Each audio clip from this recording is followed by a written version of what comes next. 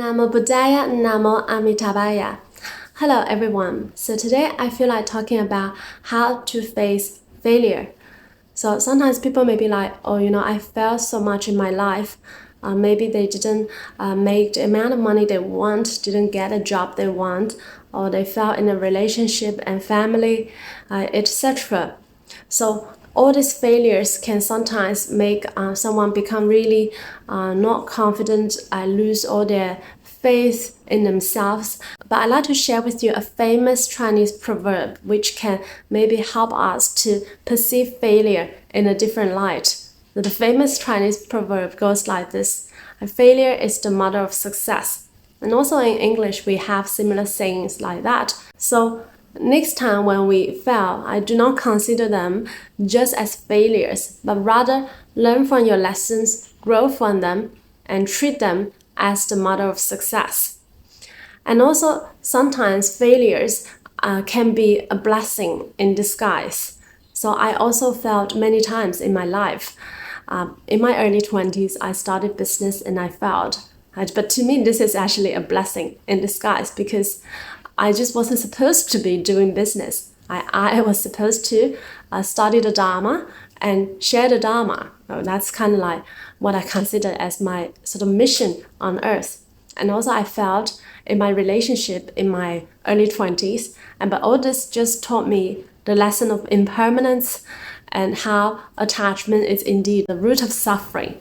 So I'm really grateful for all these lessons, for all these so-called failures in my life. They just made me into the person of who I am today, and also doing like really what I love here. So I'm really grateful for all the failures. All the failures are kind of like our best teachers.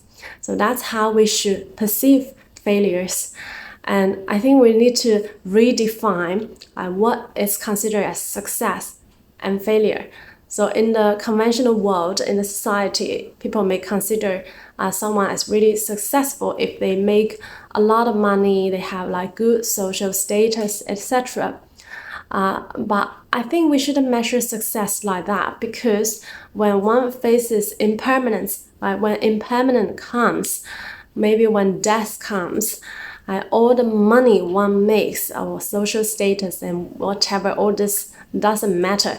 They can just be gone, be vanished in 1 second, in 1 instant. So I don't think that is a good measure for success. But how we shall measure success is really to look at maybe the mental capacity of this person, whether he or she has this positive mindset regardless of what happens. The mind of resilience that can just stand any situations.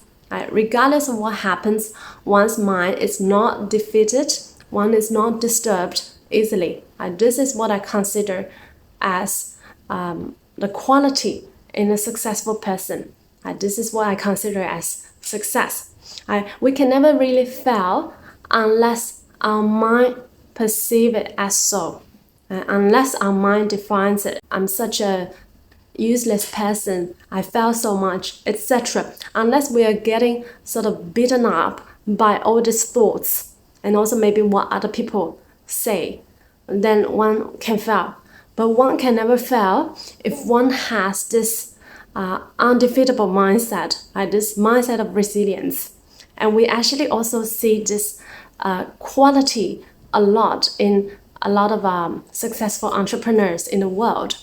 For instance, Jack Ma, who used to be the richest person in China, who failed just so many times, got rejected so many times, but yet he never gave up.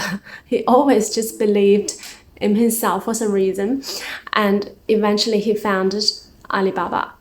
And also like Elon Musk, who also failed many times before he finally sent his rocket to the sky.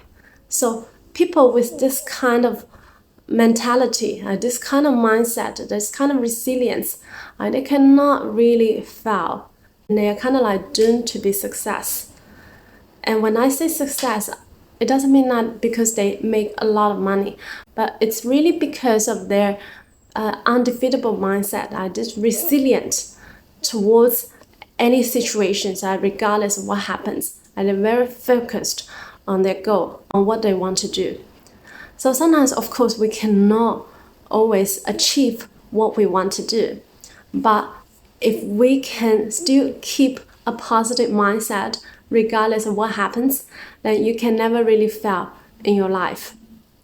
And also think about the Buddhas and the Bodhisattvas who always make great vows to help save sentient beings, to help save all the sentient beings in all kinds of ways. But of course, not all sentient beings can be saved, right? Because at first, there will just be a lot of sentient beings that will never hear the Dharma, or even after they hear it, they will not believe it. So not all sentient beings can be saved, but the Buddhas and the Bodhisattvas, they still make the great vows to help save sentient beings regardless of what happens. With these great vows, this strong determination, strong will, they will always perform or carry out the so-called mission to help save sentient beings. And of course, they're not attached to the act, but they're simply performing it. So when we think about the great vows of the Buddhas and the Bodhisattvas, for instance, the 48 great vows of Amitabha Buddha, who vowed to receive all the beings in the 10 directions, in the whole of the Dharma realm, in the whole of the universe, to go to his Pure Land, to help all beings in the 10 directions to liberate from all sufferings in life. And also think about the Bodhisattva Siddhigarbha's vow to empty the hell realm before he will finally realize Buddhahood. Right? All this just seem to us to be like mission impossible, right?